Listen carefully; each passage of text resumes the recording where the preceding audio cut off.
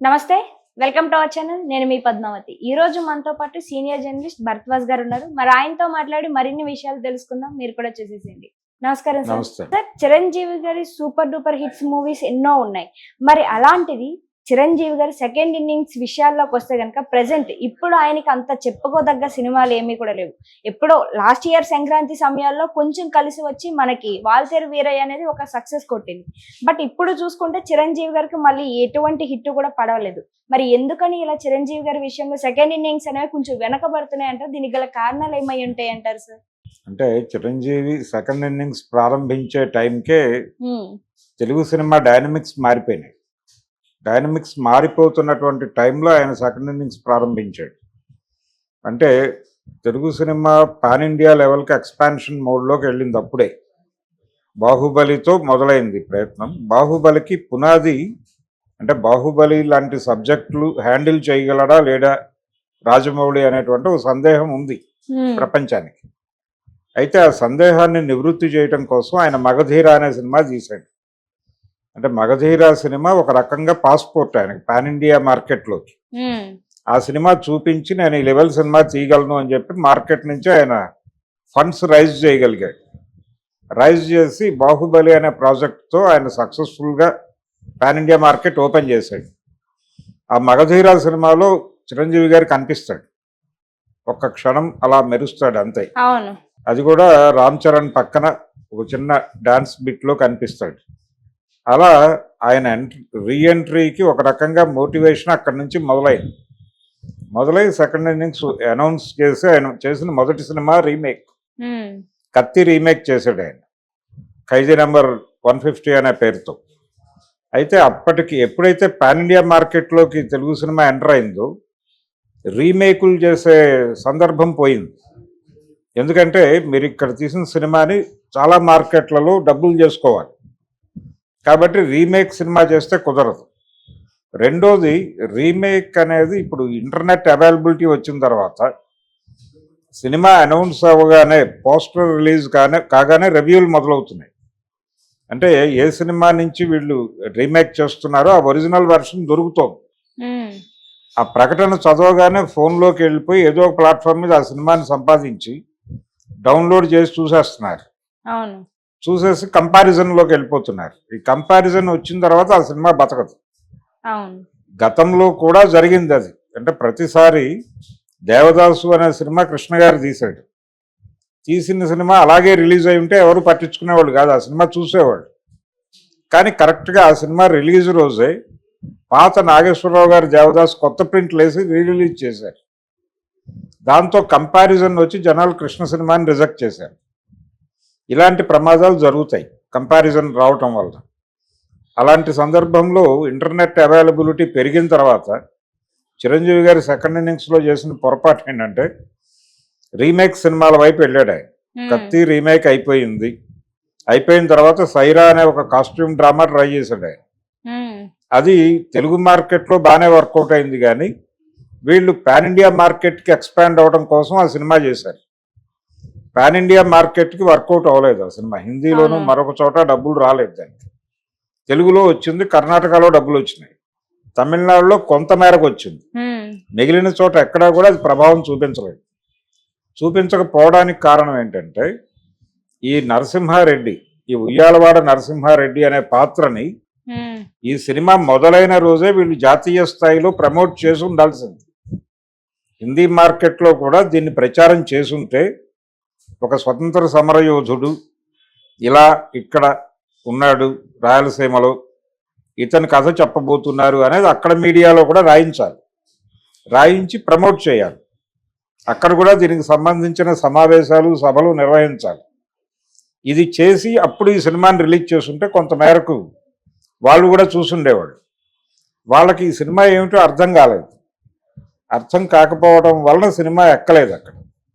అందుకని ప్రమోషనల్ యాక్టివిటీకి సంబంధించిన లోపం వలన వాళ్ళు అనుకున్న టార్గెట్ రీచ్ కాలేదు. దాని తర్వాత ఆయన మరొక రీమేక్ సినిమాయే ఎన్నుకున్నాడు. ఆ రీమేక్ సినిమా గాడ్ ఫాదర్. ఆ గాడ్ ఫాదర్ అనేది ఇబ్బంది పెట్టింది. ఇబ్బంది పెట్టడం అంటే రీమేక్ సినిమాలు వర్కౌట్ అవ్వని టైంలో ఆయన ఎప్పుడైతే గాడ్ ఫాదర్ అన్నాడో వెంటనే జనాలు చూస్తారు ఆ సినిమాని, మోహన్ లాల్ సినిమాని. పైగా అది తెలుగులో 70 ఓటీటీలో ఉంది, ఆహాలోనే ఉంది. అప్పుడు జనాలందరూ ఆ సినిమా చూసేశారు, వాళ్ళకి డబ్బులు వచ్చినాయి బాగా. ఎప్పుడైతే ఆ సినిమా చూశారో ఆ కంపారిజన్లో ఈ గాడ్ ఫాదర్ని ఎవరు పట్టించుకోలేదు. దీనికంటే ముందు ఆచార్య అనేటువంటి ఇంకో విఫల ప్రయత్నం చేశాడు. అవును, తండ్రి కొడుకులు ఇద్దరు కలిసి, అది కూడా పాన్ ఇండియా మార్కెట్ని దృష్టిలో పెట్టుకుని చేసిన సినిమాని. అది కూడా వర్కౌట్ అవ్వలేదు. అది వర్కౌట్ కాకపోవడానికి అది అఖండాచార్యగా మారింది. అది అంటే అఖండ సినిమా హిట్ అయింది. ఆ నేపథ్యంలో ఇది కొంత హైందవ ధర్మం నేపథ్యంలో నడుస్తుంది. ఆ పాదఘట్టం, ఈ గొడవ అంతా ఈయన చేసిన క్యారెక్టర్ ఏమో నక్సలైట్ క్యారెక్టర్ చేయించారు. ఒక టెంపుల్ సిటీకి నక్సలైట్లను రక్షకులుగా మార్చటం అనే కాన్సెప్ట్ జనాలకి జీర్ణం కాలేదు. దాంతో ఆ సినిమా ఫ్లాప్ అయింది.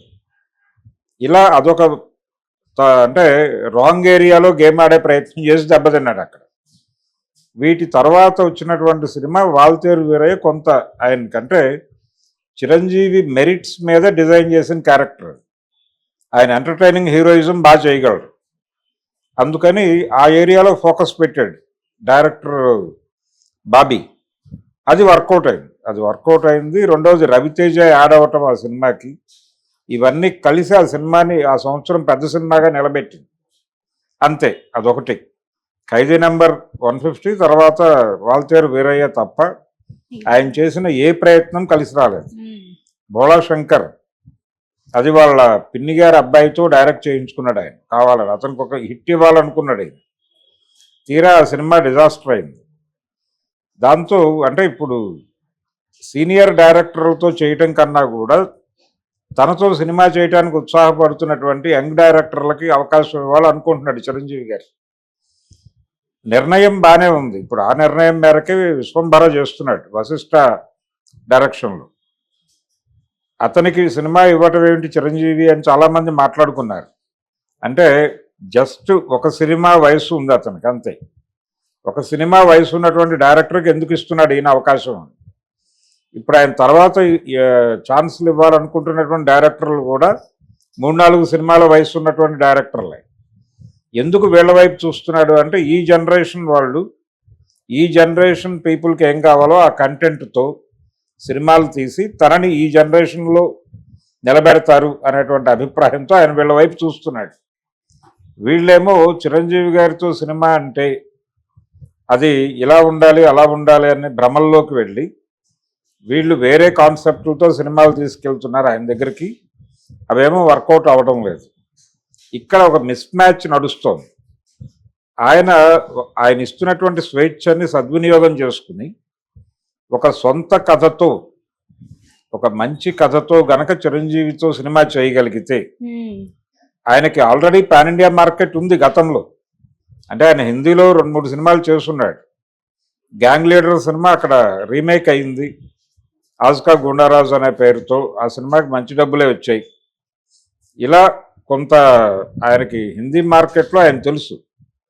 సో ఈయన్ని ప్రాపర్గా కనుక సినిమా తీసి హిందీ మార్కెట్కి ఎక్కిస్తే అక్కడ కూడా డబ్బులు చేసుకునే అవకాశం ఉంది. అందుకని ఆ ప్రయత్నం జరగాలి. ఇప్పుడు ఆ ప్రయత్నంలో భాగంగానే విశ్వంభర చేస్తున్నాడు ఆయన.